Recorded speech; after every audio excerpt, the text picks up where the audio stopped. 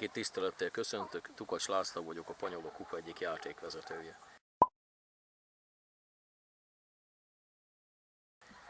Évek óta ott vagyok, volt amikor játékosként, de játékvezetőként mindig. Mindenkinek nagy szeretettel ajánlom a Panyolok Kupát, hogy ez számomra miért fontos. Nem csak azért, mert sportolási alkalom a fiatalságnak, hanem nekünk idősebb játékosoknak is alkalom arra, hogy találkozzunk, megöleljük a régi sporttársakat, focizzunk, egy kicsit emlékezzünk a régi szép időkre. Kör közepén állok, körbevesznek jó barátok, körbevesznek jó barátok és rosszak.